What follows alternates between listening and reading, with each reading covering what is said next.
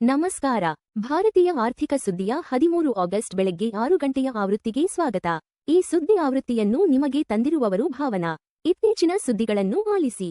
ಸೆನ್ಸೆಕ್ಸ್ 77,966.35 188 ಪಿಟಿಎಸ್ 0.24% ಕುಸಿದಿದೆ. ಅತಿ ಹೆಚ್ಚು ಲಾಭ. ಭಾರತಿ ಏರ್ಟೆಲ್ 1.56% ಏರಿಕೆಯಾಗಿದೆ. ಅತಿ ಹೆಚ್ಚು ನಷ್ಟ. ಟಿಸಿಎಸ್ 3.93% ಕುಸಿದಿದೆ.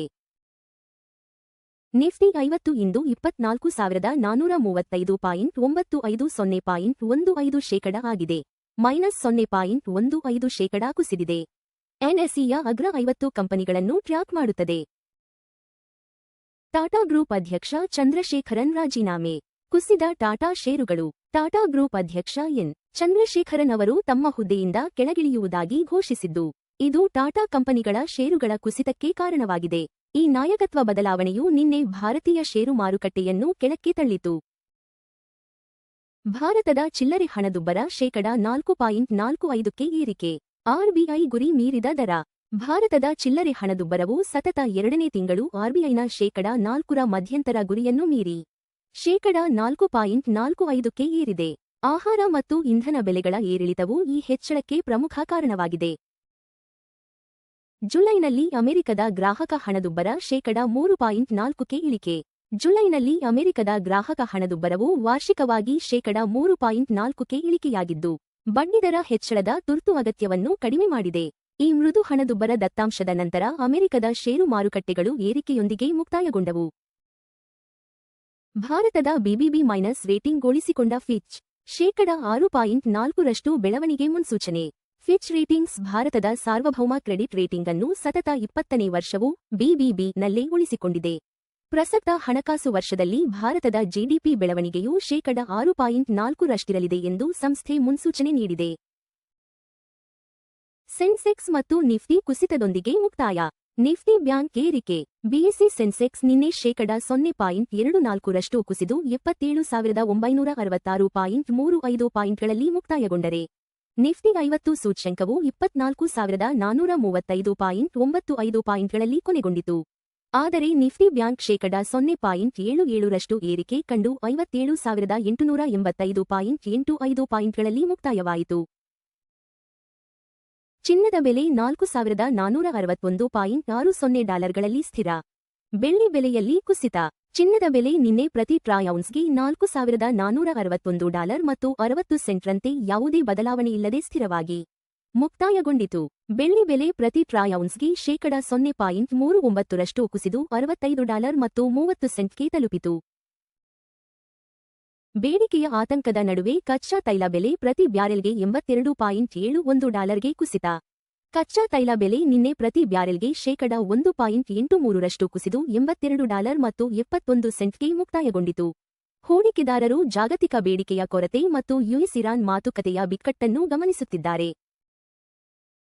ಮಣಪ್ಪುರಂ ಫೈನಾನ್ಸ್ನ ನೂತನ ಸಿಇಒ ಆಗಿ ಆಶೀಶ್ ಸಿಂಗ್ ನೇಮಕ.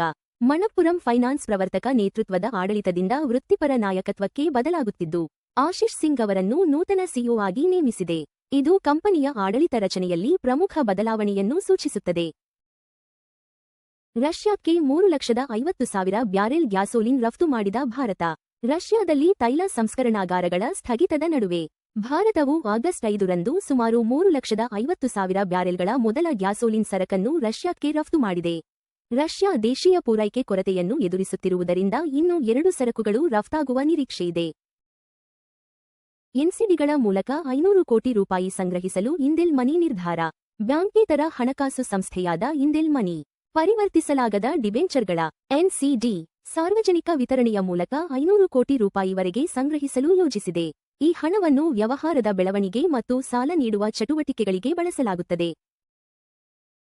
ಎಫ್ಡಿ ಬಡ್ಡಿದರಗಳು ₹3 ಕೋಟಿಗಿಂತ ಕಡಿಮೆ. Kotak Mahindra bank 7.30%. Bank of Baroda 7.15%. Punjab national bank 7.10%. HDFC bank 6.60%. ಚಿನ್ನ $4,461 ಮತ್ತು 60 ಸೆಂಟ್ ಪ್ರತಿ ಟ್ರಾಯ್ ಔನ್ಸ್ಗೆ. ಅಂದಾಜು ಸಮ $1,36,727 ಪ್ರತಿ 10 ಗ್ರಾಂಗೆ. ಚಿನ್ನದ ಬೆಲೆ ಕುಸಿದಿದೆ. ಹಿಂದಿನ ಮುಕ್ತಾಯ $4,461 ಮತ್ತು 80 ಸೆಂಟ್ರಿಂದ ಚಿನ್ನದ ಬೆಲೆಗಳು ಜಾಗತಿಕ ಬೇಡಿಕೆ, ಡಾಲರ್ ಬಲ ಮತ್ತು ಹಣದುಬ್ಬರ ನಿರೀಕ್ಷೆಗಳನ್ನು ಪ್ರತಿಬಿಂಬಿಸುತ್ತವೆ. ಬೆಳ್ಳಿ $65 ಮತ್ತು 30 ಸೆಂಟ್ (0.39% ಪ್ರತಿ ಟ್ರೌನ್ಸ್ಗೆ. ಅಂದಾಜು ಸಮ $2001 ಪ್ರತಿ 10 ಗ್ರಾಂಗೆ. ಬೆಳ್ಳಿ ಬೆಲೆ 0.39% ಕುಸಿದಿದೆ. ಹಿಂದಿನ ಮುಕ್ತಾಯ $65 ಮತ್ತು 56 ಸೆಂಟ್ರಿಂದ. ಬೆಳ್ಳಿ ಬೆಲೆಗಳು ಕೈಗಾರಿಕಾ ಬೇಡಿಕೆ, ಸೌರಶಕ್ತಿ ಮತ್ತು ಕೇಂದ್ರ ಬ್ಯಾಂಕ್ ನೀತಿಗಳೊಂದಿಗೆ ಸಂಬಂಧ ಹೊಂದಿವೆ. WTI ಕಚ್ಚಾ ತೈಲ $82 ಮತ್ತು 71 ಸೆಂಟ್ (1.83% ಪ್ರತಿ ಬ್ಯಾರೆಲ್ಗೆ ವಹಿವಾಟು ನಡೆಸುತ್ತಿದೆ. ತೈಲ ಬೆಲೆ 1.83% ಕುಸಿದಿದೆ. ಹಿಂದಿನ ಮುಕ್ತಾಯ $84 ಮತ್ತು 25 ಸೆಂಟ್ರಿಂದ. ಕಚ್ಚಾ ತೈಲ ಬೆಲೆಗಳು ಭಾರತದ ಇಂಧನ ವೆಚ್ಚ ಮತ್ತು ಹಣದುಬ್ಬರವನ್ನು ಗಣನೀಯವಾಗಿ ಪ್ರಭಾವಿಸುತ್ತವೆ.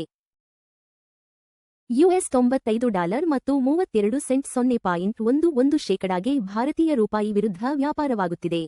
ರೂಪಾಯಿ 0.11% ಬಲಗೊಂಡಿದೆ. ಹಿಂದಿನ ಮುಕ್ತಾಯ $95 ಮತ್ತು 43 ಪೈಸಾರಿಂದ. ದುರ್ಬಲ ರೂಪಾಯಿ ಆಮದು ವೆಚ್ಚವನ್ನು ಹೆಚ್ಚಿಸುತ್ತದೆ, ಆದರೆ ಐಟಿ ಮತ್ತು ಫಾರ್ಮಾ ರಫ್ತುದಾರರಿಗೆ ಪ್ರಯೋಜನವಾಗುತ್ತದೆ. ಎಲ್ಪಿಜಿ ಸಿಲಿಂಡರ್ ಬೆಲೆಗಳು ಪ್ರಮುಖ ನಗರಗಳು. ಚೆನ್ನೈ $957 ಮತ್ತು 50 ಪೈಸಾ $2906. ಬೆಂಗಳೂರು $944 ಮತ್ತು 50 ಪೈಸಾ $2821. ಹೈದರಾಬಾದ್ $994 $2985. ಆಂಧ್ರಪ್ರದೇಶ $966 ಮತ್ತು 50 ಪೈಸಾ $2921 ಮತ್ತು 50 ಪೈಸಾ. ಭಾರತೀಯ ಆರ್ಥಿಕ ಸುದ್ದಿ ನೋಡಿದ್ದಕ್ಕಾಗಿ ಧನ್ಯವಾದಗಳು. ಪ್ರತಿದಿನ ಬೆಳಿಗ್ಗೆ ಮತ್ತು ಸಂಜೆ 6 ಗಂಟೆಗೆ ನಮ್ಮ ಸುದ್ದಿಯನ್ನು ನೋಡುತ್ತಿರಿ. ಲೈಕ್, ಶೇರ್ ಮತ್ತು ಸಬ್ಸ್ಕ್ರೈಬ್ ಮಾಡಿ.